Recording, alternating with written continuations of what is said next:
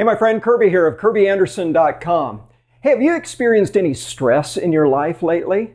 Well, if you're like most of us, yes, you have. And the sad thing is that for so many people, stress has become dangerously more of the norm rather than the exception. Now, we all understand stress. It's a result of pressure. And the tendency is, for most of us, we want to blame other people or other circumstances that are beyond our control. And that may be the case some of the time. But so much of what stresses us out, in reality, is that it's self-inflicted and it could have been avoided. And that's why I want to talk with you today about how to alleviate this unnecessary stress by building in margin. And I want to expose to you the 3 common causes of this avoidable stress. I've spent a lot of time just evaluating the stress points in my own life and in the lives of those who are closest to me. And I've identified these 3 causes here that create this unnecessary and unavoidable stress in most of our lives. And I'm going to tell you something, you're going to recognize them right away.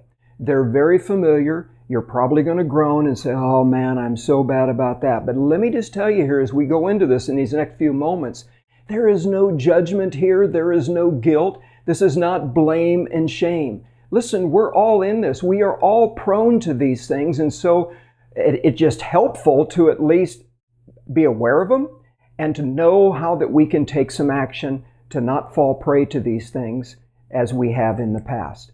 So the first of these avoidable stressors is overcommitment. And this has been a biggie for me, and you may identify with this because for people like us who care a lot about other people, we love to help people. We love to serve people. I will accept opportunities to go help people even when I wouldn't get up and help myself. It might be my day off. And that is admirable. But that kind of stuff can really bite you if you don't keep it in check. Good intentions will fill up your calendar unrealistically really fast. And what happens then is we end up sacrificing basic necessities and priorities, not only of our own lives, but of that of our family, every time that we say yes too quickly, too many times, to all of these different opportunities and requests that come our way. The second avoidable stressor is underestimating. You know, we tend to think very optimistically whenever we're starting to plan a task or a project or an event. We think that everything is just going to flow seamlessly. And as a result, we overestimate our ability and then we underestimate the amount of time that's going to be necessary in order to carry that about. And so as a result, we just constantly keep booking appointments and stacking our meetings and other commitments right up against one another with absolutely no margin in between, no buffer. And all it takes is just one thing to come along that takes just a little bit longer than what you thought. And it sets off this whole negative domino effect and just disrupts the rest of your day. Done that way too many times. The third avoidable stressor is not planning for the unexpected. Now, since unexpecteds are obviously unexpected, we all tend to say, well, what are we going to do about it? How can I even begin to plan for those things? Well, you can't for it specifically. But you know as well as I do that there is a good chance that no matter what it is that we do, there's a good possibility that something is going to go wrong. And until you and I become omniscient, which is going to be a while, there is just always going to be something that is going to mess up even the best laid out plans. And that's why that we have to allow more room for those activities. Give ourselves more buffer, more margin.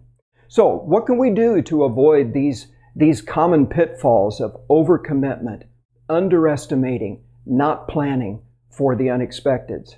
It's really pretty simple. The cure is just simply thinking ahead and building in more margin.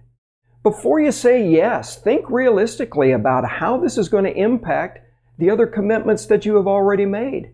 And if you think that you can do all of them, man, have you really estimated the time that's going to be involved? And have you allowed time for those possible unexpecteds that probably will come about? If you just take a few moments every day, each week and plan ahead, you're going to be the one who's going to reap the benefit of less stress in your life by avoiding some of these unnecessary stress points. So let me just give you an example here. Add 10 minutes to your travel time no matter where you're going for your next appointment. If you're like me, you know exactly how long it takes to get from point A to point B. But that's in the best case scenario. That doesn't take into consideration weather. It doesn't take into consideration heavier traffic than normal. Maybe a traffic light went out. Maybe there's an accident. Or maybe somebody is just really on a Sunday afternoon drive and just going pokey. And what happens then is if you haven't allowed extra time, you're constantly frustrated. You show up for that meeting just exasperated. You've probably cussed out a bunch of people, which now you're feeling guilty for. And it could have all been alleviated by just adding a little buffer time. It's the same thing with meetings. Always build in 20 to 30 minutes buffer in between meetings just to allow for some meeting to have gone a little late, for somebody who showed up a little bit late. It'll make things so much easier.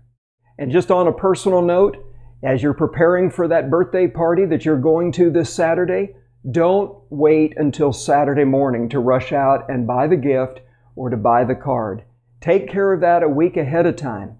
This kind of stuff will alleviate all of those last-minute rush things that we just hate so much, but they're self-inflicted.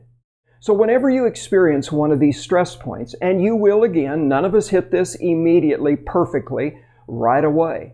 You got to ask yourself, was it due to overcommitment, to underestimating, or to maybe just not preparing for some of those unexpecteds? And it may be a combination of a number of those. But what's really important is determine what you could have done to avoid those things, and most importantly, what will you do differently so that you don't experience this again. Now I want to encourage you to take a few extra minutes after this video and read the post down below this video, because I kind of flesh this out a little bit more. I give a few more examples, but the biggest thing that I want for you today is that you do yourself a favor and look over your schedule for today, for the upcoming week, and build in a little bit more margin. Don't be a victim when you really do have a choice. I hope that's been helpful for you, and if you'd like to get future videos like this, I want to encourage you to go to my website, KirbyAndersen.com, and sign up on my email newsletter.